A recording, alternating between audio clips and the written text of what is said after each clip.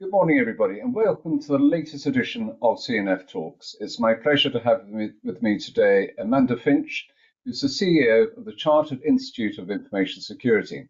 Uh, Amanda is going to be joining us at our Cybersecurity and Financial Services Summit, which is being held at the Hallam Conference Centre in London on the 16th of September. Welcome, Amanda.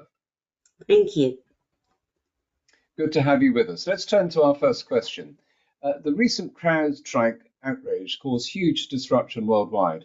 Although not a cybersecurity incident in itself, what lessons do you think companies can learn in terms of their resilience and their ability to respond to an incident? Well, I think probably everyone's thinking there, by the grace of God, was I not there? Because it can happen to anybody, but it just really brings back the whole importance of testing. And that was really at the crux of this particular Yeah. incident. I think what it did draw out is how reliant we can be on particular systems, and probably not understand the reliance on those systems. When you saw it sort of taking out things like the whole of check-in systems and the ability to broadcast and all of those sort of things, I probably would imagine that some of these organisations didn't realise that they had that product embedded in their organisation, and how reliant they were on it, and what could happen if it didn't work. So the wake-up call for me on that is really understanding the systems that you're reliant on and the supporting software. And because we tend to not work in isolation these days, you probably need to look down the supply chain and see who's supplying you with what, and again, how reliant they are on particular systems. Mm. We do a breach survey each year, and we always ask what were the worst breaches and which are the ones that were dealt badly, which are the ones that were dealt well. And there's some sort of interesting things that come out of that every year. I think one thing is that it's good to be prepared for a breach. So you need to be able to rehearse if something does go wrong, so that you've got people in place that are able to jump in, do the crisis management, look at your failover system. So you've got a good plan there. And the thing is that you need to be able to deal with it effectively. What we always ask is which were the ones that were dealt well with, and which were the ones that were dealt badly. I don't really want to dwell on the ones that have dealt badly, because I think they've probably had enough pain for 1 year or 2 years. But the best ones are the ones we've never heard of, and that came back loud and clear from our Yeah. respondents. Because you either don't hear about them or you don't remember them. So the way that tends to be happen really is that you're prepared for it, that you've got a good communications plan, that you've been clear and open with basically what's happened. You've been sympathetic to the people that have been affected. In many ways, it's common sense, but it's probably not common Yeah. sense when everything's going mad around you.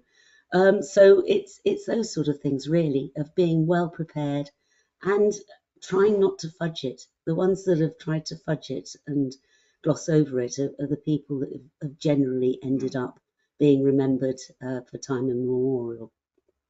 Yeah. Yeah. Yes, I mean, clearly very wide lessons for everybody to take on board. Looking at most companies, they have employee training programs in place to recognize phishing emails, suspicious hyperlinks, and stuff like that. But cyber criminals are increasingly turning to the use of deep fakes.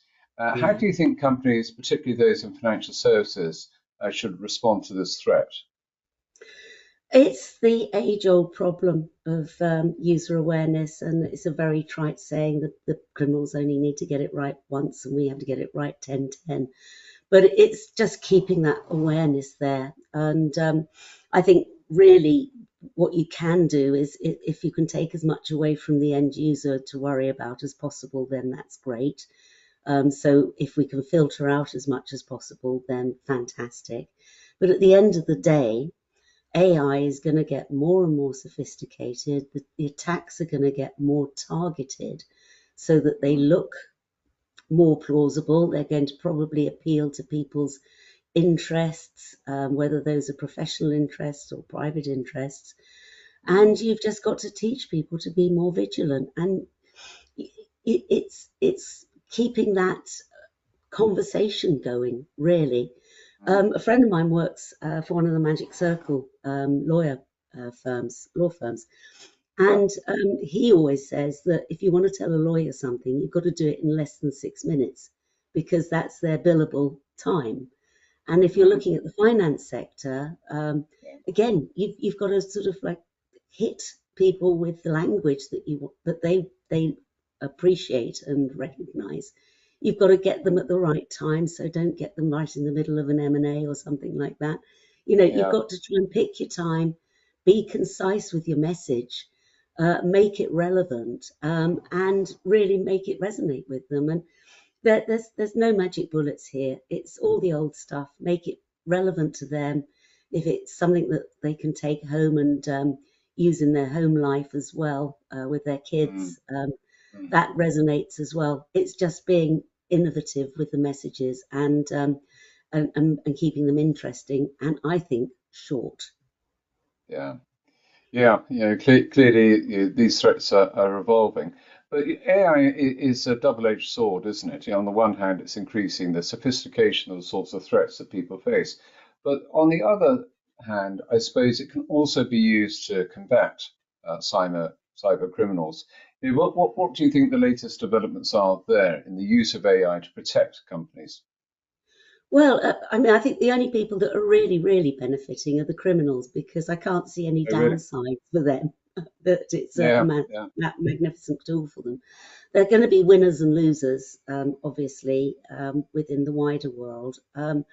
For me, I think that it will get rid of a lot of the repetitive tasks. Mm, Is that if you use AI intelligently, and again, we've done a bit of a focus this year on AI because it's the piece of software that everybody's talking about, the mm, software everyone's talking about.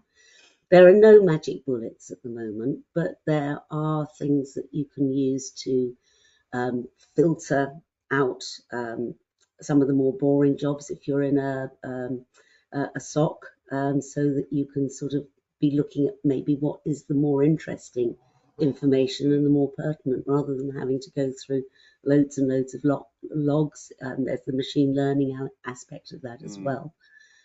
mm, And writing things, is that what we're seeing with our respondents to the survey is that people are putting their toes in the water and trying mm, it for things. And yes, it can be a real saving tool, yes. because if you can get something to write you, I don't know, a job description or a policy Mm, mm, or anything really. You can sense check it afterwards, but you haven't had to do all the grunt work of putting finger to keyboard or whatever. So I think there are a lot of time saving aspects of it. mm, And you can potentially put people onto more interesting jobs as well, because if the machine learning side is dealing with some mm. of the repetitive stuff, then that's great. Don't, So, don't, yeah. yeah, sorry, go on.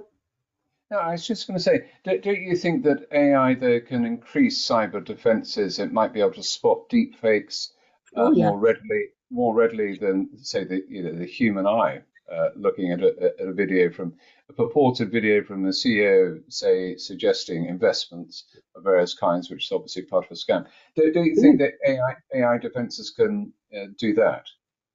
Oh, absolutely. And I think that's where the sophistication will come, is Yeah. that, I mean, deepfakes are horrible. And the whole misinformation that we've seen recently within the UK with the riots that we had a couple of weeks ago, it's horrible. And we as humans need to become better at detecting them, and being more analytical about the information that's being given to us.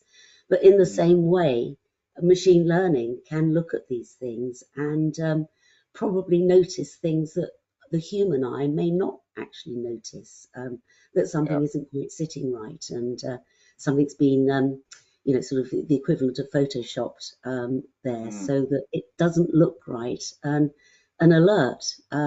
But I think it's a two-way thing. We've got to get Yeah, more sophisticated, and we've got to harness the technology to be more sophisticated. And it's a million miles away from when I started doing this, where you had these the scams of the Nigerian prince and all of this sort of thing coming through to send money. It's a million miles away, and nobody would ever fall for anything like that now. mm. Yeah. The threats just evolve, don't they? Yeah, Sadly, Amanda, we've run out of time. So I'd just like to say to our viewers, we very much hope you'll be able to join us at the event, at the summit, at the Hallam Conference Centre in London on the 16th of September. And Amanda, thank you so much for joining us today. that's my pleasure, and I'm really looking forward to the conference. Looking forward to seeing you all. Fantastic.